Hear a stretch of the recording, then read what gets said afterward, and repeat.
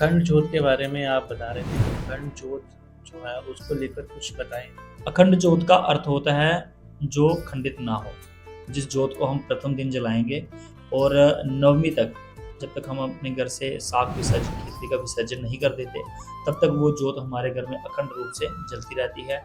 जिसमें हमें, अगर हम घी की ज्योत जलाते हैं तो हमें घी का विशेष रूप से ध्यान रखें, इसमें घी खत्म ना हो। अगर हम तिल के तेल की ज्योत जलाते हैं तो तिल के जो तेल होता है उसका ध्यान रखना होता है बार-बार कि कहीं तेल कम ना हो जाए, ज्योत का पूरा ध्यान रखना है। अखंड ज्योत जलाने से हमें बहुत सारी चीज़ों का फ़ायदा होता है। जैसे कि हम कोई साधना करते हैं, साधना अर्थात कि हम कोई विशेष अपनी मनोकामना के लिए बैठे हुए हैं। हर कोई व्यक्ति कलयुग में पूजा करता है, किसी न किसी अर्थ के लिए करता है कि मैं पूजा करूँगा, मेरी ये मनोकामना पूर्ण हो जाए।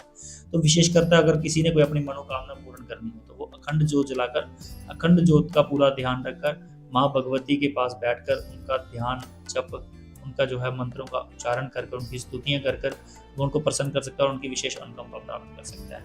एक संकल्प के साथ पूजा शुरू करना और एक संकल्प के साथ उस पूजा को खत्म करना, पूरा अखंड रूप से, उसको हम कहते हैं अखंड ज्योति जलाना।